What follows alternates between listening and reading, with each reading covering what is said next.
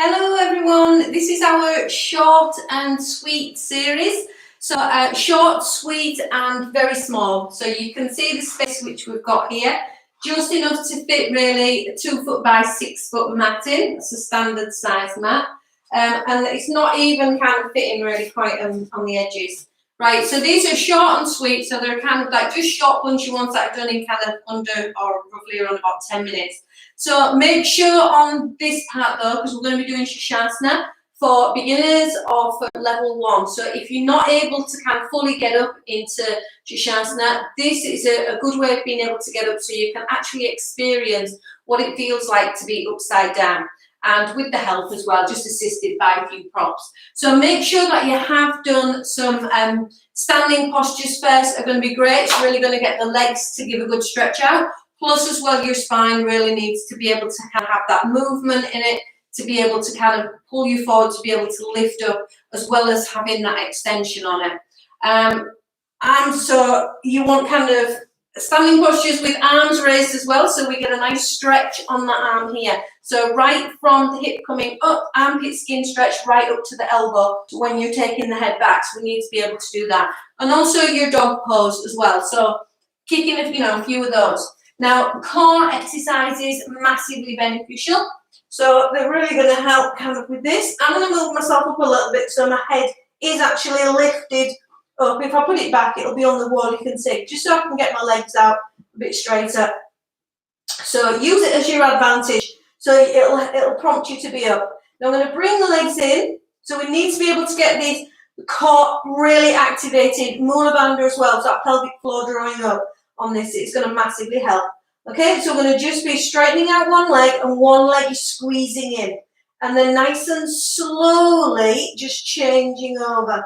So keep squeezing into your belly, wet and slow and intense. Keep the back of the body lifting so you feel it rounding out. And we're just working through. Even from the very first one, you should be able to feel that. Whew. You can really feel them kind of kicking in. Okay, so a few of those. You can always go to kind of the straight leg. So we can bring that leg down, taking one leg up, bring that leg down, take the other leg up. So they're really going to kick in as well, into working into your core. Leg up, finish off, bring the other leg up, and then you can always kind of like slowly to come down, really tuning in. Woo. Okay, so once we have those done, you really feel that the core is activated. So for our headstand prep, Sirsasana prep, you need to make sure that you're no wider with your arms and elbows no wider than your shoulders. So if you grab hold of the top part of your arm, don't mess about getting here. It needs to be above your elbows. Get a good grip there. You see my elbows are no wider than my shoulders now. So then when I place them down onto the floor, so when they come down and then I bring my hands forward, they're in the correct place. My fingers interlock. There's only my index finger that's really pushing together. That's going to space out across the shoulders. Both little fingers are down on the floor together. One thumb on top of the other one. Okay? Now we're going to use a chair in this one just to be able to help us get up. So you grab your chair. So remember, this is a beginner's level or level 1 if you're unable to get up. So you are going to kind of feel, you're going to have to kind of work a little bit more into it to lose the chair eventually. As I say, this gives you a nice experience of actually being up there. So we make sure that everything is nicely tucked in, and then we're coming down to the floor. So my feet are just underneath the chair at this time. So I've got that space, and then I bring my hands forward, interlocking my fingers and move back a touch so my bum's not just going to bounce off the wall. And then my head going down onto the floor.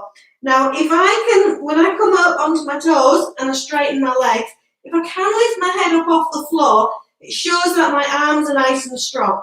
Now, once I'm there, I'm going to bring one foot round and place that onto the chair. Bring the other leg round, place it onto the chair. So keep the legs straight as possible. Keep walking into the front edge of your chair, and then you'll find you can lift one leg and the other leg may float away from the chair, and it can join the other leg. And then you're up. If you need the support of the wall, then take the feet to the wall. Okay, when you're coming down, remember, strength is what you've left behind. So push that leg up in towards the sky as the other one comes down, back onto the chair.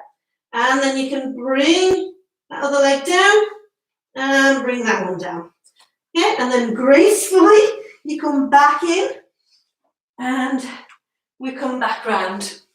Okay, so remember to do your little stretches, your strengthening ones for your neck after. So we interlock the fingers, they go back onto the occipital bone, back of the head, pressing the head back into the hands. Let the hands then slide up the head so it brings the chin in, still pushing the head back, and then release.